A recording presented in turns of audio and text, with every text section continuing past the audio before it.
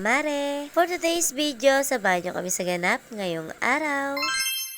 Alas 6 na nga yun mga mare at paalis nga si daddy papuntang Tarlac. Sobrang dami ko ang narabang bedsheet mga mare at hindi nga yan natuyo dahil iba nga yung panahon kanina. Bandang hapon nga medyo kumulimlim na kaya naman pinasok ko na nga yung mga bedsheet at kumot at sinampay dyan. Bandang alas 7 nakaluto na nga ako at eto sasandakan ko na nga yung 3 bata na makakain na ng hapunan. Nagmarinate nga lang ako dyan mga mare ng chicken inasal at eto ang ulam namin ngayong gabi. Nauna ko na nga silang pakainin mga mare at mamaya na rin kakoko at pusog pa rin naman. Nag-breakfast nga sila na toyo nga daw yung sausawan nila at ito naman si Kalbo ay ketchup. Katapos nga nilang kumain mga mare, pinagpahinga ko ng saglit at eto matutulog na sila. Mga bandang alas 8 nga, nagutom na nga ako, nagluto nga lang ako ng samyang. Naghiwa rin ako ng manggang hinog at kumuha ng ilang pirasong lettuce at yan nga lang ang hapunan ko. Sobrang namiss ko kumain ng samyang mga mare at patagal-tagal na nga rin hindi ako ulit nakakain yan. Dahil nag-iiwas nga ako dyan mga mare dahil alam nyo na may fatty liver ang mare nyo. Mga bandang alas 10 nga mga mare, napansin ko si Kuya Kian na medyo namamaga yung muka. Medyo natakot nga ako mga mare, akala ko ngayon na paano na. Naisip ko na tagulabay yan dahil malamig ang panahon ngayon. Kanina pa naman ay nakatutok sila sa electric fan doon sa kwarto. Sabi nga ni Papa, suotan ko daw siya ng itim na damit pangontra. Dito ko na nga muna siya pinahiga sa bangko mga mare kasi bawal siya mahanginan. Nilagyan ko nga lang ng harang yung bangko at saka ko na nga lang kinumutan. Sobrang napagod nga ang mare nyo buong maghapon kaya naman eto matutulog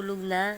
Kinabukasan nga, nagising ako ng bandang alas 6 at nag-asikaso na. Tamang-tama nga mga mare, closing naman yung pasok ko, kaya naman marami ako magagawa sa bahay. Nagluto ko nga lang sila ng hotdog at itlog, tsaka ako nga isinangag yung natirang kanin kagabi. Inirep ko nga yung bahaw ng kanin kagabi, kaya naman kinabukasan ay mailuluto ko pa nga kako. Di na pa nga rin gising si Ate Kiana, sabi ko nga isisin niya yung mga tsinelas nila nang luminis naman. Pagkatapos ko nga magluto mga mare, nilabas ko nga lang itong aking mga sampay. Maya-maya pa, natapos na si Ate Kiana, mag-isis ng tsinelas nila at eto, ibibilad na nga daw niya. Sabi ko nga matuto sila na maglinis ng kanilang tsinelas para nga hindi naman kako maruming tignan. Nung magising nga yung dalawa, pinakain ko na nga sila para naman kako mamaya ay makapag-asikaso na ako. I-share ko nga lang din mga mare sa inyo itong nabili ko sa Black App. Tas na kasi itong sopa namin mga mare, kaya naman eto, nakapili ako ng ipang sasapin ko dyan. Pero sa totoong buhay, pang kusina talaga yan at naisip ko lang na isapin doon. Sa 100 plus ko nga lang yan nabili mga mare, kaya naman kung gusto nyo rin bumili, ilalagay ko na nga lang yung link sa comment section. Naliguan ko na nga rin yung mga bata at after nun gumayak na rin ako.